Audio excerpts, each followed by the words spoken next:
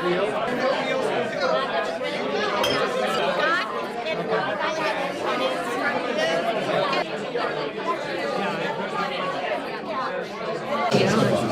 the real message here is thank you all for coming. And those rooms are full. It's great to see everyone here together, and we really appreciate it. Anyway, hello and good evening. My name is Phil Martin. As you know, my wife Pam and I started Radical Hope about a year ago. And memories are so fresh. And we welcome everybody here tonight. It's a very special and exciting day for our foundation.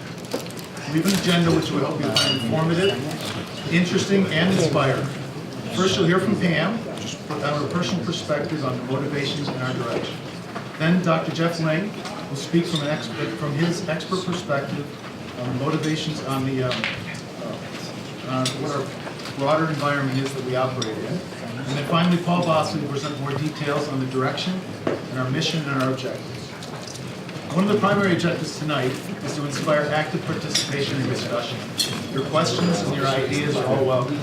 What I've seen so far tonight, I don't have any problem reaching that. To that end, we place some note cards on the table. We'd like you to capture your ideas, your questions, and any discussions you have around the table. So feel free to use those cards, jot down anything that you think would be useful for us to capture at the end. It's inaugural evening for Radical Hope. And thank you to all of you sitting here tonight who have already supported Radical Hope. We are so grateful. I also want to thank my two brothers, Michael and Paul Bossity, for hosting this evening, and my father, Larry Bossity, for his unwavering support of Radical Hope. As most of you know, he has had awe-inspiring success in the business world and brings that experience to Radical Hope. His demand for excellence, execution, and his constant thought-provoking questions are beyond valuable, albeit sometimes intimidating. The side he may not be as familiar with is his role as a father and grandfather. Equally as inspiring, he consistently provides us with a spiritual and thoughtful moral compass for us to live by. Thank you, Dad, for supporting me to do everything we possibly can do to help others that are suffering. The idea of this evening being intimate was intentional. We handpicked each one of you to join us. We have a world-class challenge in front of us, and we need all of you to be part of how we tackle it. Many of you have been part of our extended family for a long time, and some of you I'm meeting for the first time this evening. Either way, thank you for opening your hearts and minds tonight to talk about Radical Hope. My son, Chris, suffered from an attachment disorder, a mental health condition that is especially acute among adopted and foster children, that often leads to complicated adult mental health issues. On October 26, 2017, Chris died by suicide during his junior year of college at Gonzaga University. He was only 20 years old. He was a gift to all of us, a true light. Radical Hope was born to honor him and to radically offer hope to others who struggled as he did. According to the National Institute of Health, 1 in 5 kids experiences a severe mental health disorder. When you think about that statistic, 20%, it's shocking.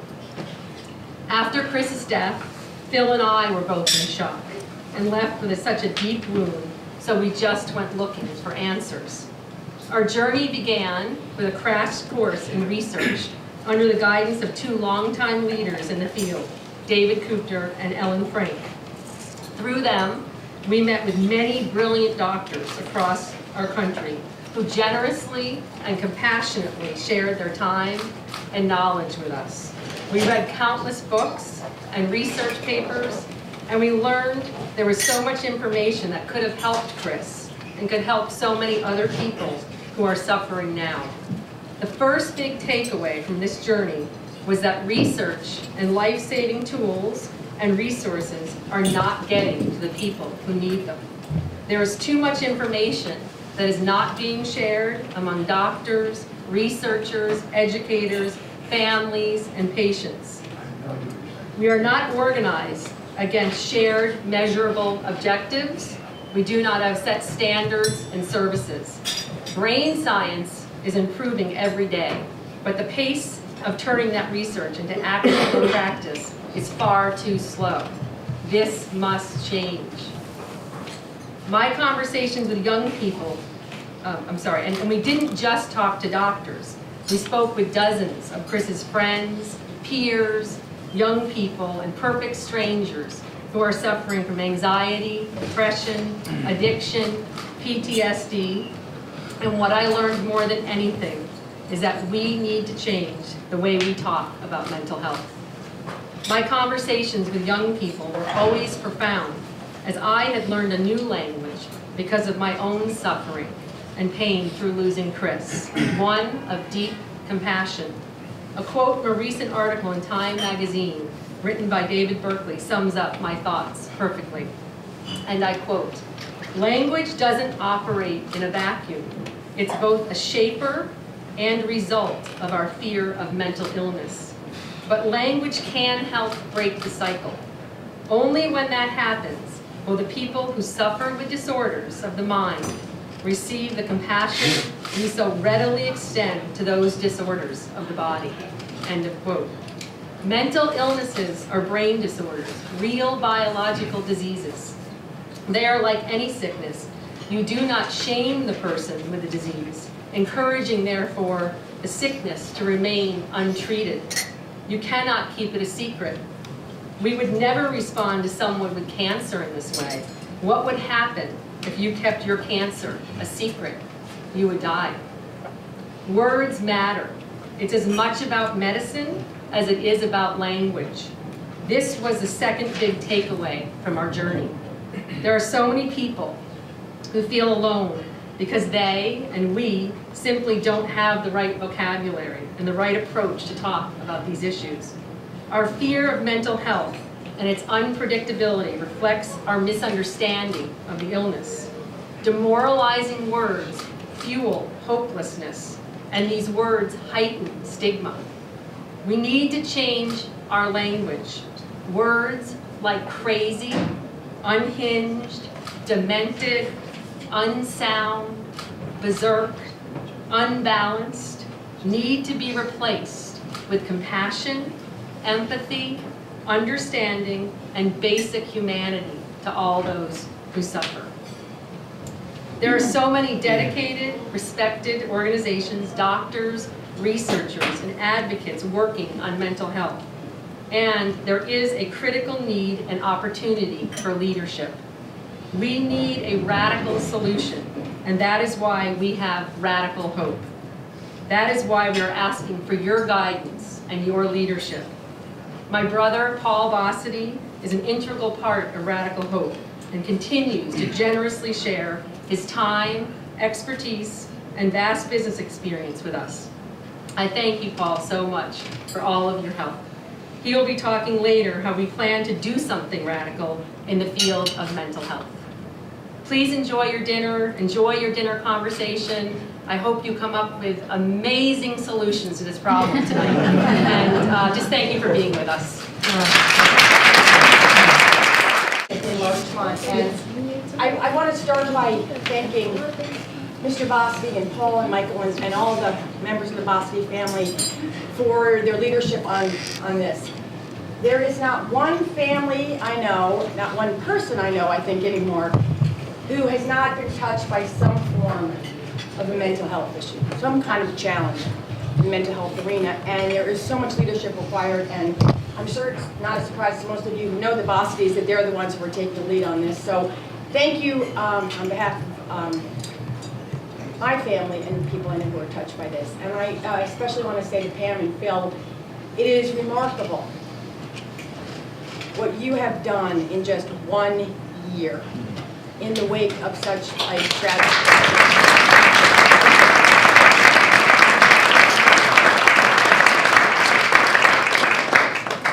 So I've had the ridiculous gift over the last couple of years of working with Jeff Link, and you're going to find out why in a second. Jeff was an Army doctor. He's retired now from the Army, but he did several tours over in Afghanistan and Iraq. And while he was over there, he saw countless young kids and also soldiers who lost their arms and limbs, to other limbs, to IEDs. And as horrifying as that was, what shocked him just as much was the fact that the United States had nothing to offer these people when they went to get a new limb. Basically, they got the option of a plastic Hulk maybe, which was something that was maybe one step better than what we were giving people in the Civil War when they lost a limb. And he was outraged.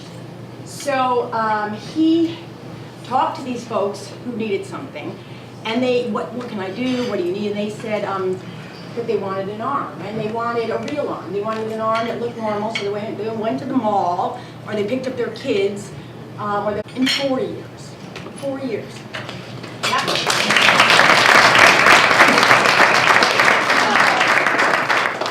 It's really that sense of, I would say, healthy dose of outrage and a maniacal focus on a problem and extraordinary humanity that brought him to this room tonight and brought him together with the Boston family, because now he's on board too, like everybody else is here. As one of my colleagues said recently, the truth is Jeff Ling is a national treasure. So with that, I will introduce. Thanks, Liz. Thanks, my mom wrote that for So I want to indeed thank the Martins for doing this remarkable effort to go after truly a vexing problem. You know, we talk about mental health, we talk about diseases, we talk about all these things, but suicide among the young is a national tragedy. And it's a number that's going up, not a number that's going down. Cancers are going down, heart disease is going down, mental health issues, of course, are going up. But I want to change this topic, the title of this a little bit, all right? We talk about mental health. No, let's talk about brain health. Why do I say brain health? Because why are humans the dominant species on Earth? They're not the dominant species on Earth because they are the biggest, or the strongest, or the fastest. They are the dominant species on Earth because they are the smartest. They have the biggest brain. And that's an undeniable fact. But the one disease that is really unique to having a big, strong brain is brain disease. And its manifestation of it is, in fact, the rubric that we call mental health problems. And in many ways, when people have a disease of the brain, they are less human. And that, in fact, may be part of this problem of which we speak. But we should embrace it. Because if you have a big brain, you're going to have problems. If you have a heart, you're going to have problems. If you have a liver, you're going to have problems. It just goes to follow. When we speak of these things, and this issue of brain diseases, I think we also should embrace the idea of what is brain health. Because nobody wants to have a child or a loved one come to the point of suicide. That is the end state. Or severe depression. Or severe bipolar where they cannot function. Or schizophrenia and they end up on the streets. That's an end state. By the time you need to see my colleagues here who are psychiatrists, it's what I say when I'm in the ICU. By the way, I still practice medicine. I ran the ICU, not in a New York school, so I'm really sorry about that. I come from Baltimore. I come from Baltimore, and so my school's called Johns Hopkins. And so, right, so I was running the neuro ICU all last week at Johns Hopkins, and what I would say is, if I am looking down and you are looking up and you have a tube coming out of your mouth, that is bad. That is really bad, all right? And it's the same thing here. We don't want our loved ones to need our friends. If they need them, God bless them, they are there. But we don't want them to need our friends. Let's be honest. You don't want an oncologist. You don't want a cardiologist. You don't ever want to see these people. But if you need them, they're there. So let's take a page out of history, a little page out of history, and say, in 1940, were these big problems? Yes, they were. But there was a bigger problem. You ain't gonna live past 65 years old because you're gonna drop dead. And why would you drop dead? What killed you? A heart attack. Yeah. A heart attack. And how many of you saw a 65 or 70-year-old at the gym working out on the old treadmill or in yoga, doing this sort of thing. That never happened. But today, right, and he was, by the way, he was a pioneer. Jack Rand truly was a pioneer. But if you look, in fact, people laugh at him, but nobody would laugh at him today, correct? So that's the beauty of it, right? And so what happened is people are living longer, and they're living with better health. Your expectation is that you're going to live in your 80s. Your expectation is in your 70s you will play golf. That's an expectation. Remember in the old days, oh, he's just getting old, she's just getting old. What's getting old today? And you used to say, okay, how did that success come about? Obviously, the cardiologist did something great. They did nothing great. They did nothing great. And then the first one's to admit it. I mean, no, seriously, stents, who cares? Right, that's an end state. Coronary bypass operations, that's an end state. What they did was something truly remarkable. They ran a study, a really good research study. It had nothing to do with drugs. It had nothing to do with surgery. It had to do with, how do I stay healthy? That's a very different way of talking about this problem. How do I stay healthy? And that study was called the Framingham study. 4,500 people from Framingham, Massachusetts. Study started just after World War II by some remarkable investigators, who, by the way, came out of Boston University, not Harvard. Right? So, in fact, sometimes I have to look at the other places, and I learned this when I was doing this project. You need to look at some non-traditional places for answers. You ask the same people in the same pedigree the question, they're going to give you the same dang on answer. Give me more money. Give me more money. If that were the case, the Baltimore City school system would be the finest school system in the world. So, we come back to this. The Framingham study asked a very simple question: how do you stay healthy? And they found them. You need to keep your blood pressure low. You need to keep your cholesterol low. You need to exercise. You need not to smoke. Blah, blah, blah, blah, blah, blah. I go down the street right now and I ask the bus driver on the M50 bus what he needs to do to stay healthy, and he will tell me those things. I will absolutely bet you he'll tell me those things. And that is a win. When the bus driver can tell you what he or she needs to do, that's the win. That's what we should strive for. That's what we should strive for.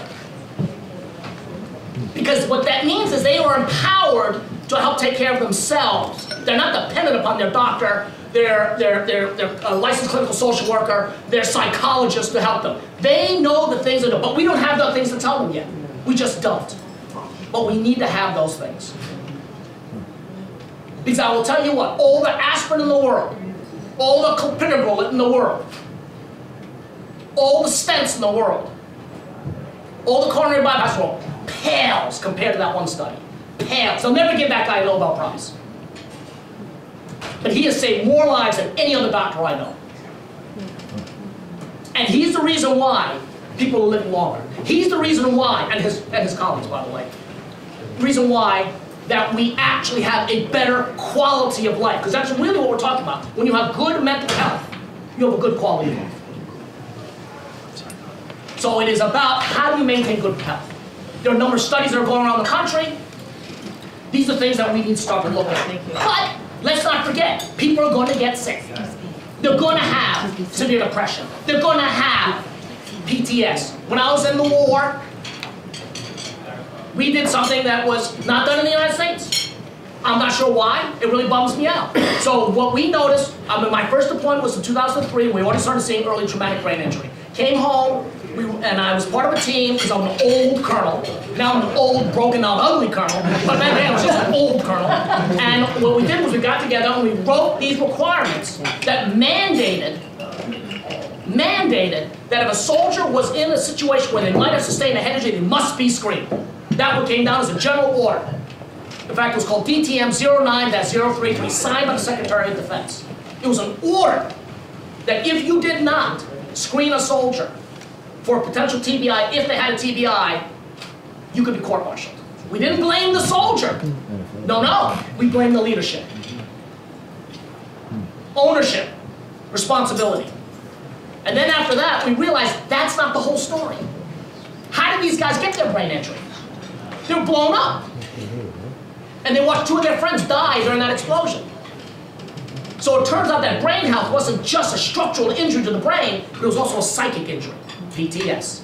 So what we did was we co-located. You go to FOB Sharana, you go to FOB Shank, you go to any of the forward operating bases, and what you would find, and I have photos of this, the Concussion Care Center, and smack dab next to it is behavioral health.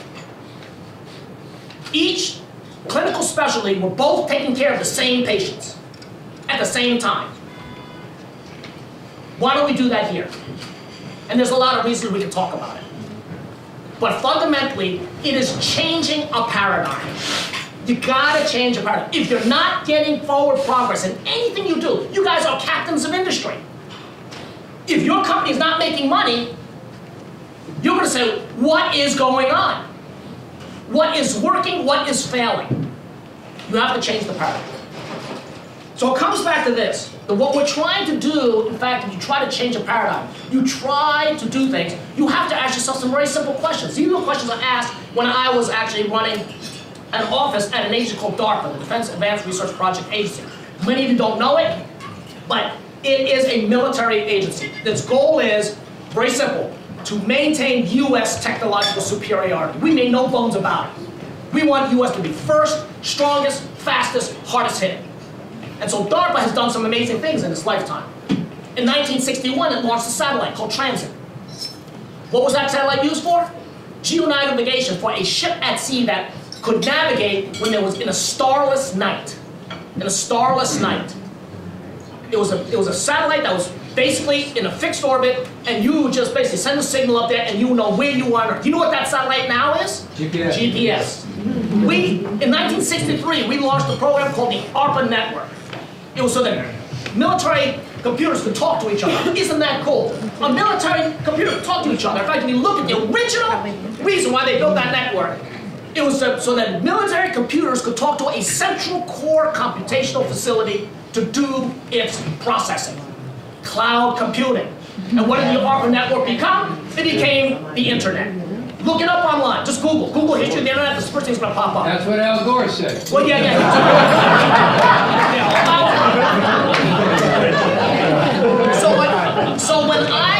So when we were at this agency and we were going to try to do a paradigm shift, such as what we're talking about now, I first asked the people, what do you really want?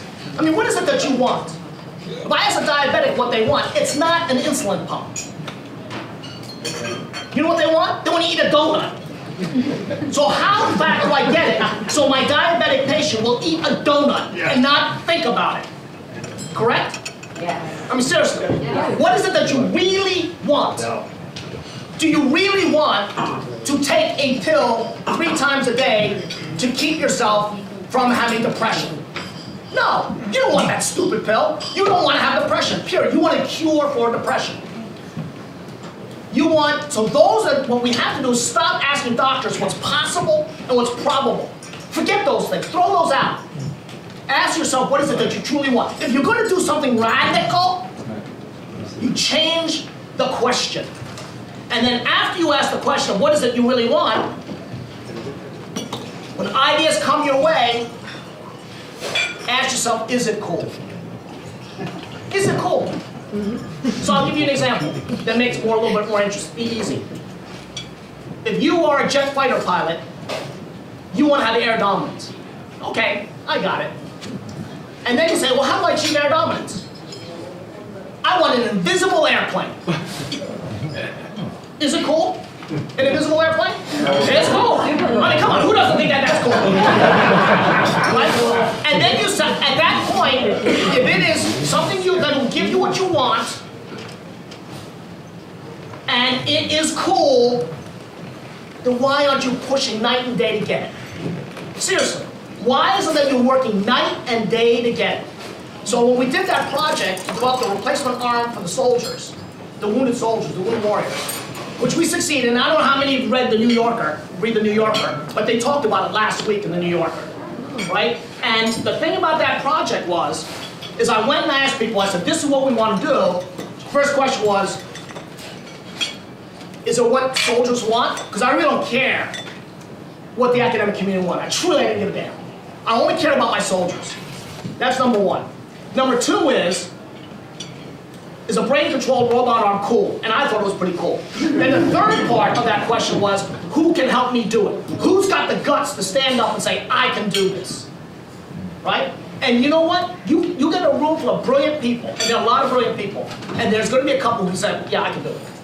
Totally. Absolutely. Give the money to me, I will do it. And then you say, okay, but I'm going to hold you accountable. Fail early, fail fast. That was the saying that we had at the agency. Fail early, fail fast. So there were a number of good ideas that came up, and we funded them all. Funded them all. Funded every one of them. But at the end of the year, I went and looked and saw what they had done. And if they had not succeeded what they told me they were going to do, they promised my young soldiers, I fired them. No more money for you. You're out of the game. And this last man standing. The Yankees and the Red Sox don't get to be pennant winners because they're good guys. They get there because they're tough, hard-nosed players. And that's just too bad. I mean, you can go elsewhere for money. I would say that, you know.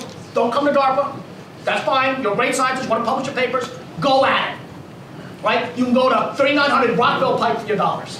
That's the NIH. Fine, go for it. But if you want to play the game, you want to slug the slug and win the fight, you got to have the guts to say, I can perform. I'm accountable to the dollar.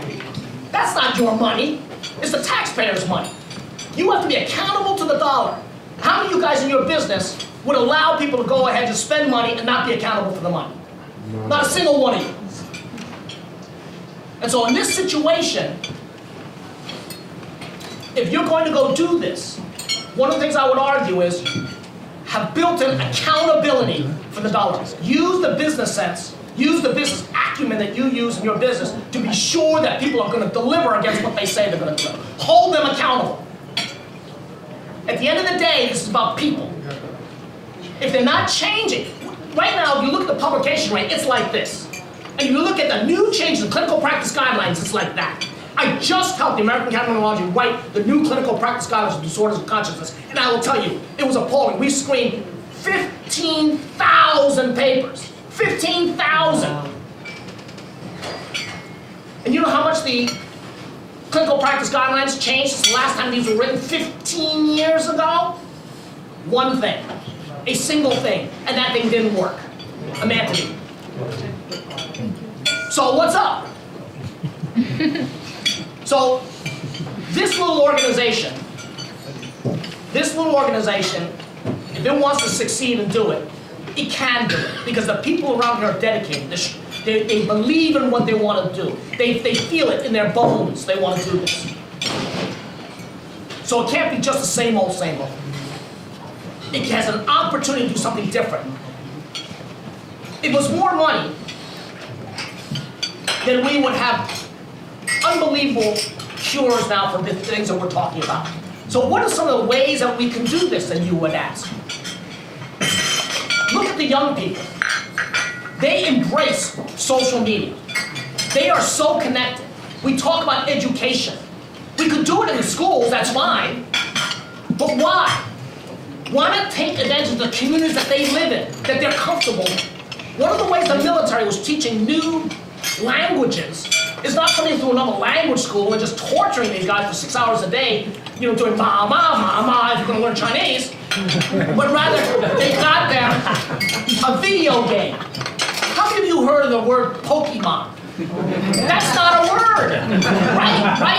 But that's not a word, that's not a real word. And in fact, you play that game, there's a language that exists in it. We realized that was a way that we could teach languages, was to give them a game that they could learn a new language, and it's very effective. So what I'm suggesting is that we need to have an opportunity to look at non-traditional approaches. And that's what you do. But first start with, what is it that you want? What is it that you really, really want? And then second, open your mind and open your opportunities to those people who are going to come up with non-traditional approaches. And then choose those based upon the worthiness of the approach they're going to take. And then hold them accountable to the dollars. At the end of the year, where are you? If you are not done in a year, I'm not done recruiting patients, then you're out of here. Right? I'm not done doing this, then you're out of here. But if somebody actually does something and shows that their idea failed, you want that person. You want that person. Because a person who tried and failed is a person who's learned and will then try again with better. So in the end, I suppose that what it is that one of the times you're going to hear is there's a lot of ideas out there, there's a lot of well-intentions out there, but you know, we're lucky in the United States. We have an organization that will fund fundamental science. We don't have to do that more here. It's called the NIH. They're wonderful people. I love the NIH. In fact, I was one of the 3 people that was being considered for NIH director, but I'm glad they kept Francis because he's like super awesome. But the thing is, that's $38 billion. That's a B word, folks. $38 billion a year is dropped in the NIH every year. And then all we say that's not enough money. I too believe that's not enough money. Look at Britain. What is Britain's medical research budget? Does anybody know? $600 million. 600 million. That's Britain. That's the United Kingdom. That is not, you know, Eastonia.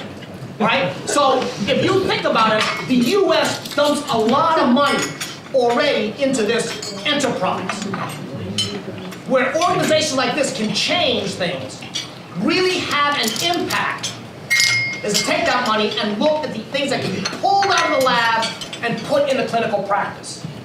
That's what an organization like this can do. I sit on the advisory council of the NIH's National Center for Advanced Translational Science, the NCATS. I sat for 10 years on the council, the advisory council of the NIH's National Institute of Neurological Disorders and Stroke. And I will tell you right now, what is lacking is that gap where we're going to take the valuable things out of the laboratory and put them in a clinical trial. And then to be aggressive about it, say, you've got a year. I don't care who you are, you've got a year, maybe 18 months, to show me that this works or doesn't work, and hold you accountable. And then find out that promise and then start to move it into pharma. No, that's not a bad word, pharma. When I was in the military, if I wanted a fighter jet, not too many people can build a fighter jet in their basement. It takes a Northrop Grumman and it takes a Lockheed Martin. They can build a super whiffy cool engine, but then I gotta marry them up to Raytheon. Otherwise, they ain't never gonna fly. The reality is get the stuff out of the professor's laboratory, and there are brilliant professors everywhere, and put it into a clinical trial, good one. And if it works, then get pharma involved, hand it off, and move on to the next thing. That's what a little organization like this can do. They're not going to compete with the NIH unless you're going to raise $38 billion. And I don't see Bill Gates here. So the reality is what you're going to do with the money you got is to apply it with accountability, choose those things that really they're going to change. If it's just another study, forget it. Let the NIH handle that. It will get funded. The good scientists will be funded by the NIH. What this organization is pull out the promised things. Get it over that so-called valley of death in the clinical, in the people. And then thing that succeed there, hand it off. Use your connections. Hand it off to big pharma. Get Novartis to buy this doggone thing and just drive on with it. Get it through the FDA and all that kind of other stuff that you don't even want to deal with. And that, to me, is a way to change the paradigm. Because at the end of the day, there are 22 veterans taking their lives every single day. We just heard that statistic, and that's a true statistic. More soldiers died in 2010 through 2014 by their own hand than by the enemy. 28% rise in suicides among the young people. 28%. So if this is really, we all believe, a national tragedy, then when we sit around and dither about it, another 22 people have died every day. And if that was one of our family members, we were strangulating somebody to make it happen and change. And if that's the level of crisis we believe it is, then let's go for it. And you will find people who are as devoted as you on the scientific side. You will. You absolutely will. When I went out, you know, a lot of these researchers write, you know, their grant, they go, I'm going to put in 15% time. 15% time? 15% time? That means Monday afternoon, after you had lunch, you're done working on my project.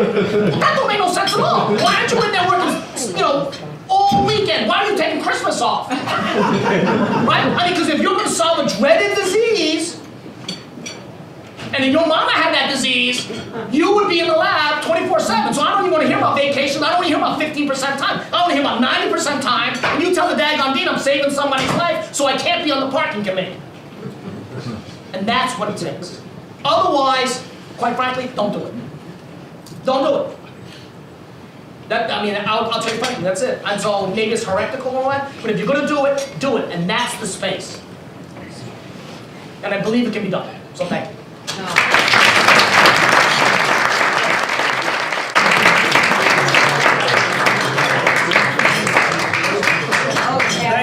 Thanks a lot, Jeff. You know, Jeff, we really got to work on your energy level.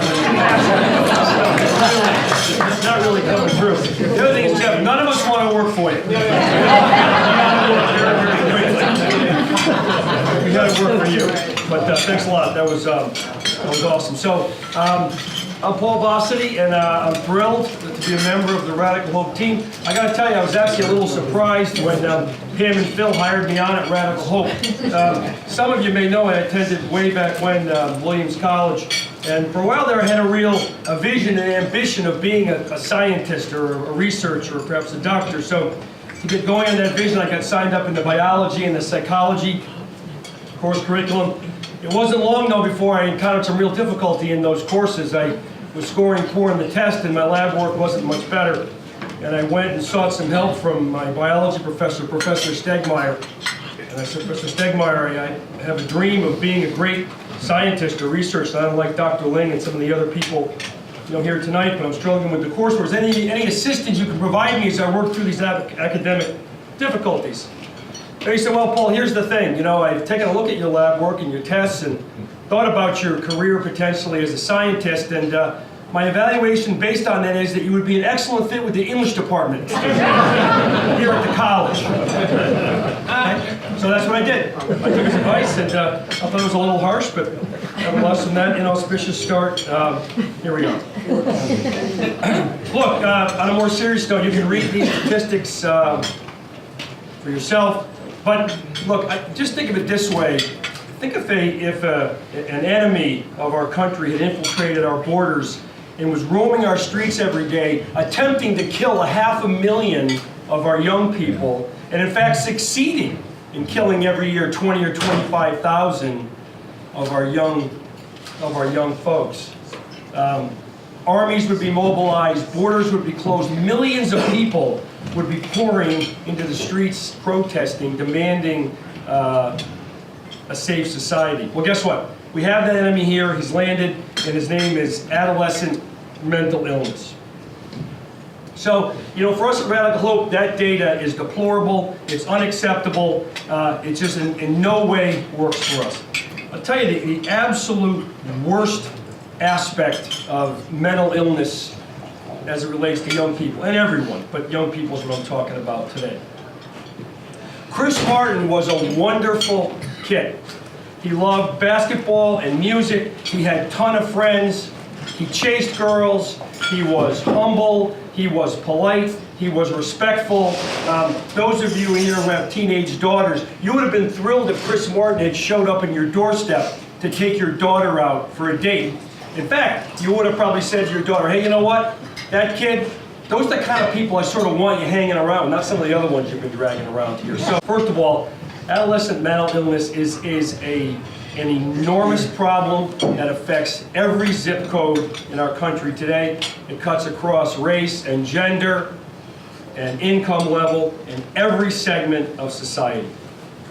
Stigma, we've talked about at length tonight. Terrible aspect of mental illness. Again, we talk physical illness, you go to a doctor, you get some kind of a diagnosis, maybe you get a medication, perhaps even you have to go in the hospital. All the while you're talking to folks about you're getting support. People are sending you get well cards. They're visiting you in the hospital, wishing you well. Mental illness many times doesn't work like that, as we have discussed tonight. Folks do not want the ignominy of the mental illness label. They don't seek the help, or their folks prevent them from seeking the help. Which obviously just causes their condition to worsen. The government spends a lot of money without much impact, no surprise there. They do that in many areas. We need more Jeff Ling mindset. The government, we don't have enough of that today. There is some good research. Social media is a disaster for mental health, as we've talked about. The colleges are struggling. There's some good programs, as was mentioned, but overall they're overwhelmed with the issue on the campuses, and frankly many of the colleges are working more with the lawyers than with the psychologists in terms of dealing with the problem. They don't want the liability. On a more positive note, though, we have been introduced to some tremendous privately funded programs that today are functioning on a very high level, and they're led by just some truly outstanding people dedicated to making a real difference in society. As we looked at the landscape and conducted our work, we saw a few different buckets of work going on out there. Again, lots of research, great research, leading scientists and doctors and psychologists doing some great work. No doubt long-term, there'll be lots of good payback out of these research efforts. There's a bunch of advocacy and education and self-help. This is where the government focuses lots of their dollars.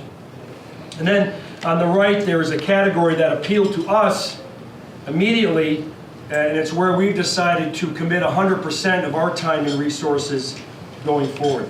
The direct frontline engagement bucket represents programs that are aimed at preventing adolescent mental illness and then treating it when and where it occurs.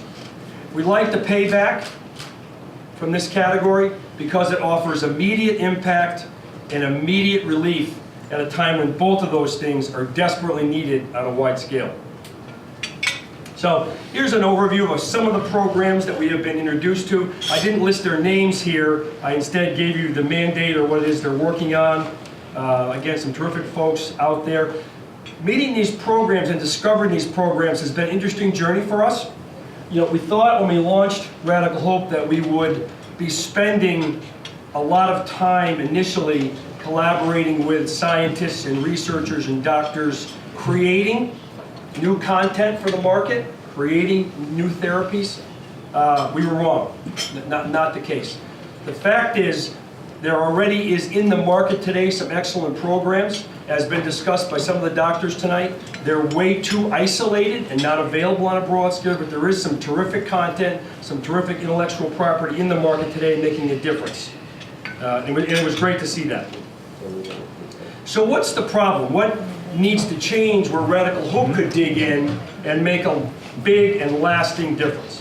Well, I tried to portray that here with all this crazy circle that I've drawn here. But really what I'm saying on this chart is that, you know, for many of the great adolescent mental health programs we've been introduced to, they're out there, but they're existing on a very limited, very isolated basis. Okay? While at the same time, the adolescent mental health challenge is existing on a massive basis. Remember the statistics I showed you back on the first page. The easy way to summarize where we are in the adolescent mental health challenge is to say that there are significant mental health problems in every high school and in every college in our country today. Every one. No one is exempt. And again, the programs are more limited. So the problem is that many of the good programs that we see treat a very small percentage of the people who could potentially benefit from that program if it were distributed more broadly than it is today. That's the fundamental crux of the issue. So, I present this chart with great trepidation with all the doctors and on these mistakes I make, send me an email. Don't call me out and embarrass me in front of everyone tonight and all this stuff. And it can be a long email, I'm sure. But what I'm trying to show here is our experience and the evolution of many of the adolescent mental health programs that we have been introduced to.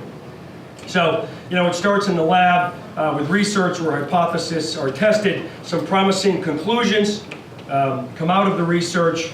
Those conclusions are subject to rigorous real-world kinds of testing. And assuming that testing goes well, there's actually a field program that is created and implemented to treat some aspect of adolescent mental health.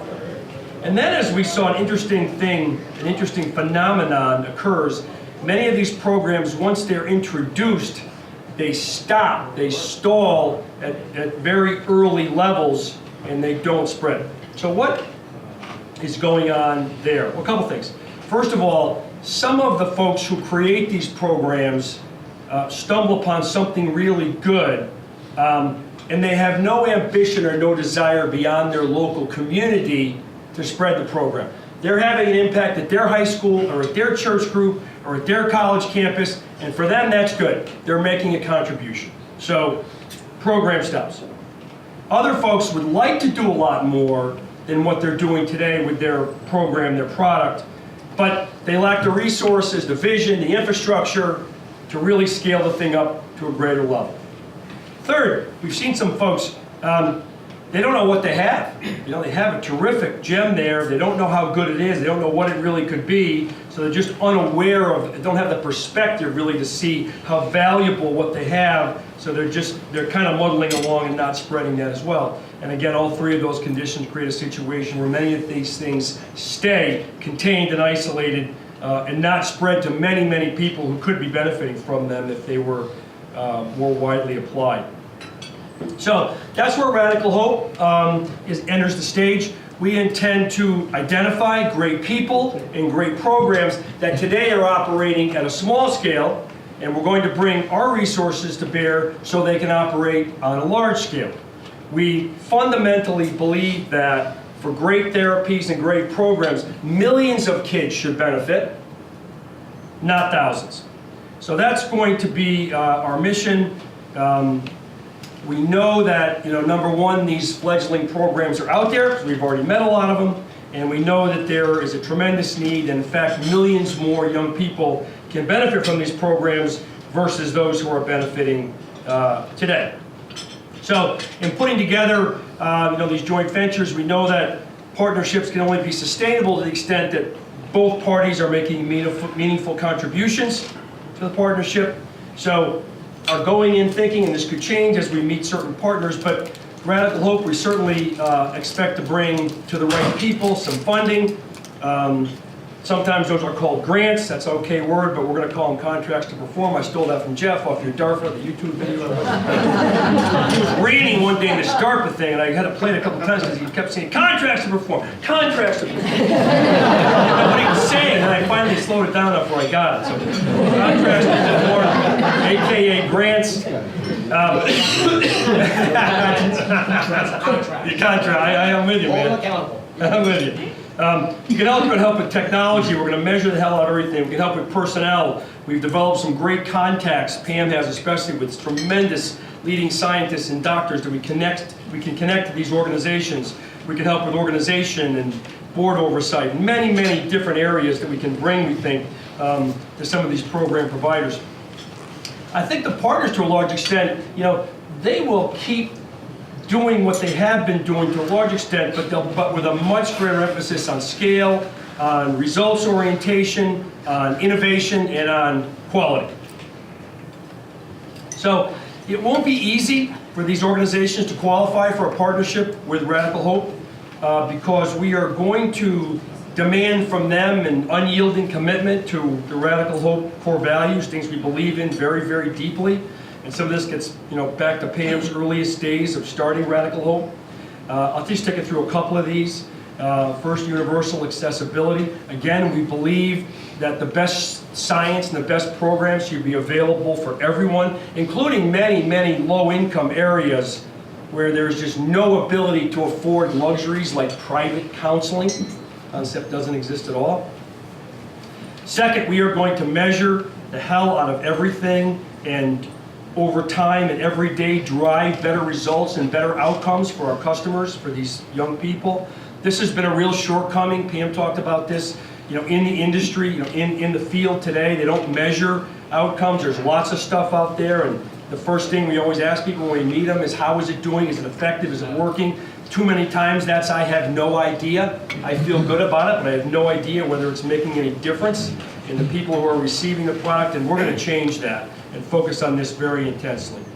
Finally, innovation. Nothing is static. There is new approaches and therapies emerging every day, and once they get proven, we're going to be very quick to embrace them and infuse them into the programs that we're sponsoring. So look, for us, the next steps are pretty clear. We are going to find some suitable partners of the kind I just described. We're going to structure some form of agreement with them that changes the world. We're going to have an agreement where, again, we're going to find things that are very small but applicable and effective and making a measurable difference, and we're going to explode it across a much greater population. And our belief is, and our hope is, we're going to change the world for millions of kids. once we get these agreements put together with the right parties, as between Radical Hope and these other organizations, we'll be back out to do some aggressive fundraising to support those specific scale-up plans that we have. And look, in closing, I'll say I know there's a lot of smart people in this room, but I know you didn't believe us when we said this was free, so we'll be back in touch as it relates to and other kinds of things. Thanks again, appreciate all the support we have received.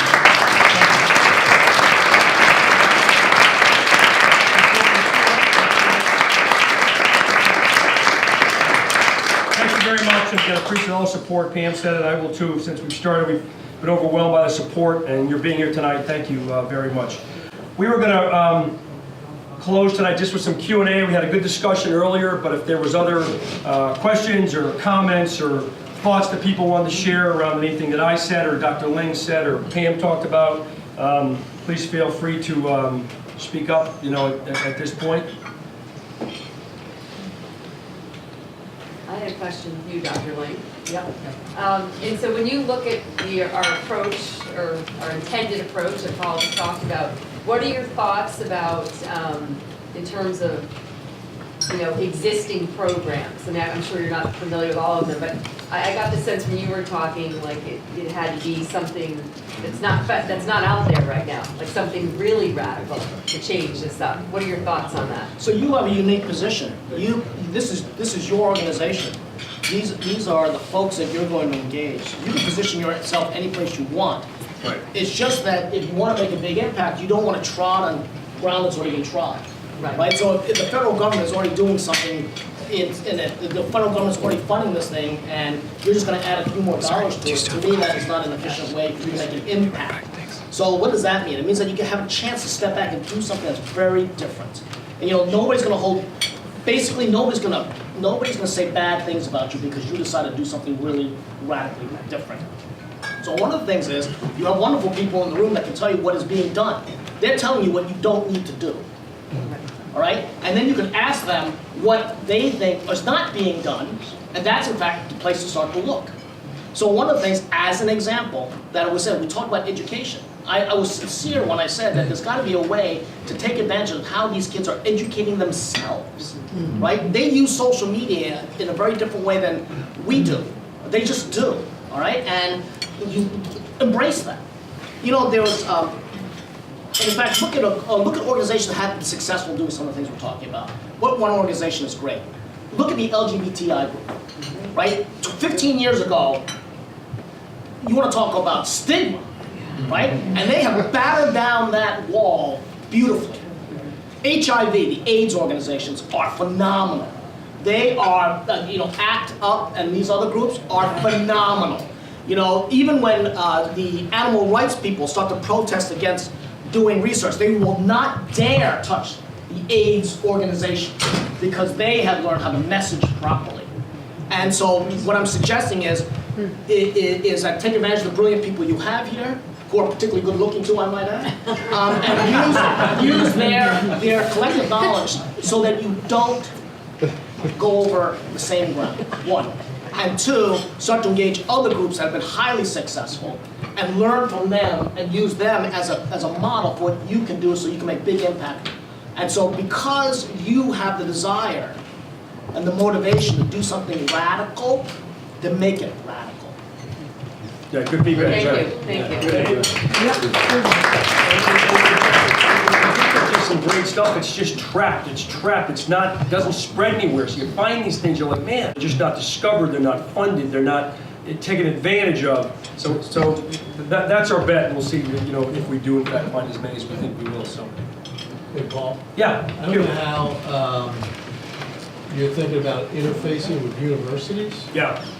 But, as a trustee of Villanova, I'd love the opportunity to bring Radical Hope to engage with Villanova if there's an opportunity to learn together. Right. But I don't know if that's part of your vision yet. Yeah, no, it could be. One of the organizations we have met with that we've been very impressed with, I won't give their name, I don't know why people don't give their names, but they, what they're doing, Q, is that, I said the colleges are overwhelmed. It's a very troubling situation. They don't have the resources or frankly the mindset to really deal with it. and there's an organization that has established a series of peer-to-peer counseling stuff, so they recruit kids on the campus, and it turns out that students with problems on the campus are much more willing to go talk to peers about some of these issues than go talk to the administration, the professionals about these issues. So they've done a nice job. They're probably on 300-ish campuses today. They're a candidate for us. They should be on 2,000 campuses. This is a good organization. It's working. It's not the easiest scale model. Kids graduate. You know, so those go, and then you have a whole new regime that's got to sustain it and keep it going. But one of the groups we've talked to, that's what they do. So, yeah, we'd love to do it. The college thing is very troubling and really needs a lot of work. Yeah, it is a big deal. Paul? Yeah. A number of us, and I forget the individual's name, said, you know, each of us have 10 contacts. So let's say some of us have financial contacts. Right. Who might want to be of assistance. Yes. Is there some way you can provide to us I'll give you my cell phone. sort of an elevator kind of speech that we can connect to people we know that it might touch them? Yes. Definitely. Yeah, and that's a big challenge, Neil. I think, you know, Pam, on the mental health, you know, it's explaining it to people. It's hard. Like I said, cancer research is pretty straightforward. People hear mental health, their eyes kind of glaze over, and they're like, But some of us aren't bashful. yeah, no, good. So, Good. you know, there's a willingness, I think, amongst many of us to reach out to our fellow contacts. Great. And Perfect. Well, we can help you with the elevator We speech. definitely will get that for Listen, you. I'm going to open my executive committee meeting tomorrow, and the first topic is going to be mental health, and how does it impact your lives, your family's lives, and the people around you. Terrific. So let's get rid of the stigma, and let's get front and center to dealing with the problem. And we can make a difference tomorrow. Love it. Thanks, Mark. That's great. You We're know, going to be out in front of the one of companies, the too. messages, I think one of the messages is, when you look at the data, it comes out as negative messaging. In other words, here's what's going on. You got to talk about some of the things that have been done to give people the confidence that if you play, we can make a bigger difference. Yeah.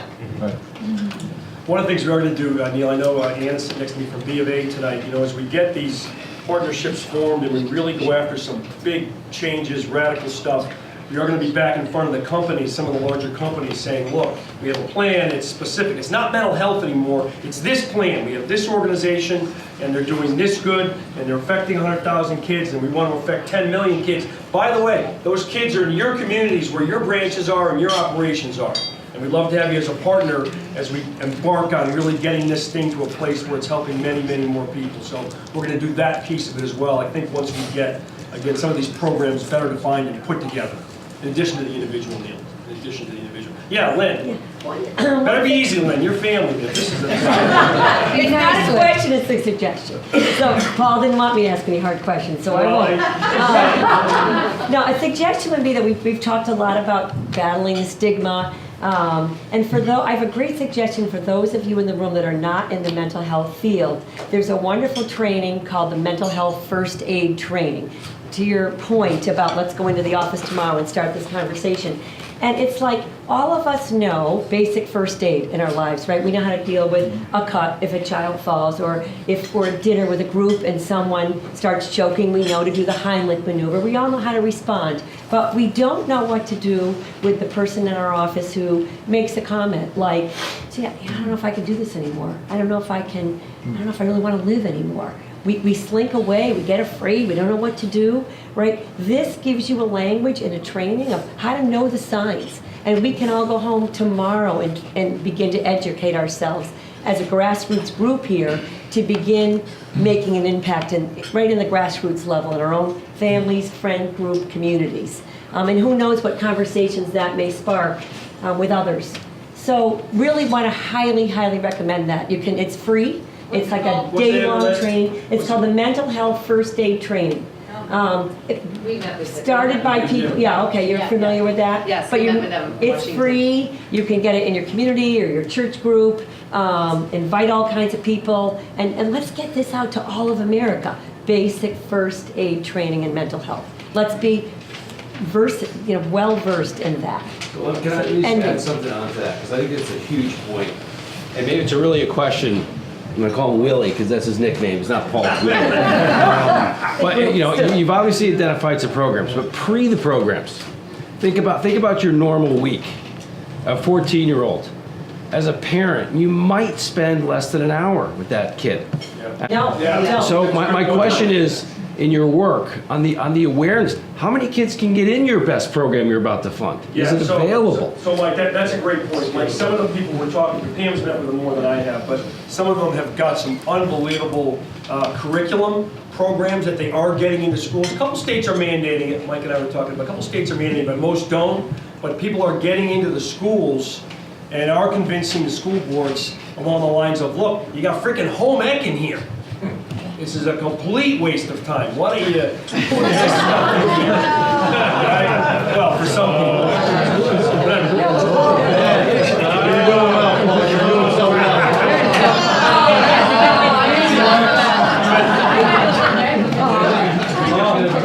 But they are getting the curriculum in the schools. It's for the teachers, the coaches, and the kids. How many coaches Who had or some? teachers would probably be in the position instead of saying, you know what, he's a great kid and he's working hard, or she's doing, I'm seeing some signs. Right. Yeah. People How don't know. many coaches and teachers have the confidence to say, you know what, I'm actually seeing some things No. where I want to guide you here, not working hard, it's going to be fine, we're going to spot You're right, her. Mike. Like, most of the people don't have the training to do that right now. I think you guys Well, that's what this mental health organization Yeah, would they don't, so that's a big They know problem. how But there to is teach development kids there, how. Mike. There is curriculum, there is programs. It's getting, again, everything I said applies to those curriculums.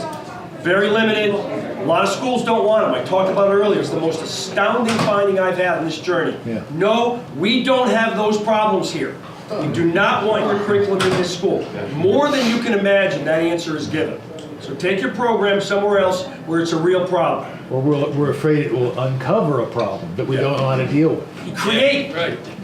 a problem that we don't have. That's what people, which is nuts, but Paul, can I ask one last, I'm sorry, go ahead. So Paul, I would say we've done mental health first aid at Bank of America. It's Okay. National Oh, Council on wonderful. Behavioral Health. Okay. And I think the value proposition of that is it's so important that we address our youth. They are a pipeline to all of our organizations. Yes. We need them, we want them to be successful and accomplished citizens. But there also is a piece of the mental health first aid that addresses us as adults in the environment. I am a pedestrian, I use that language all the time, I have no formal training whatsoever. There's a line I should not cross, and I should immediately direct an individual to a professional. And this type of training gives all of us the freedom. It's not in my school, doesn't matter if it's in my school or not, I know what to do. yeah. I'm not scared of it, I'm not afraid of it, I'm not worried about, am I gonna say the wrong thing?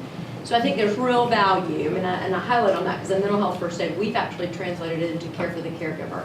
Our concern is individuals who are trying to care for situations of people who are struggling massively with some situation, and I as the caregiver am now also in my own crisis. Because I don't know what to do. You've got to figure out how to do that piece as well. So I think you all have a wonderful opportunity.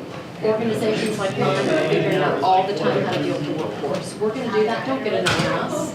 You need to focus on the pipeline. You need to zero in on people who are really, really struggling where the resources are very discombobulated, but then also talk to the caregiver. And if those are the two places that you focus, you'll have a massive impact because the caregiver is my employee.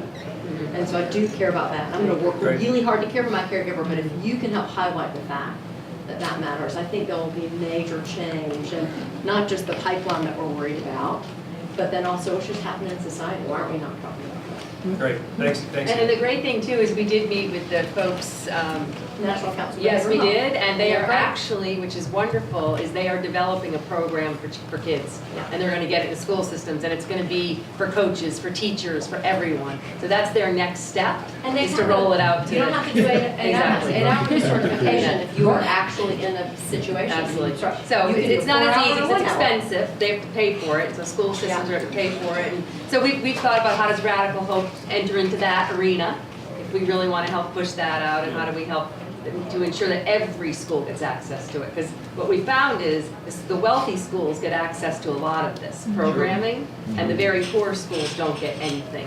So, Radical Hope wants to play a big role in that as well. I just Yeah, want John. to follow up with an organization that has done it, because my husband just went through it. Every single youth Pop Warner football coach has to go through heads-up training. Every single one has to teach those kids how to tackle without their heads, how to use. And you cannot step on the field until you have that training. Right. That is only in the last 5 years. Right. Scott didn't have to have that when he first started coaching, now he does. How do you do something like that where Yeah. it's not a choice, and I'm not gonna sign up for that on Thursday because I have an hour. Like this, you do it, and then you can coach. Or- That's a great point. I do think that, how did Really they have to, implement it? right. How did they roll it out? Because it's now mandatory, it's not a choice. Yeah, It's, great point. yeah. Yeah. You know, one of the things that's impressive to me this evening is the level of interest and the level of expertise and the level of willingness. So we'll be successful if we can draw upon you to help us do the things that result in action. We're not going to talk about it, we're going to do stuff. And to the extent you can help us, please, you're so welcome. And again, your expertise can never be undervalued, and we're going to take advantage of it. Thank you. Thank you very much.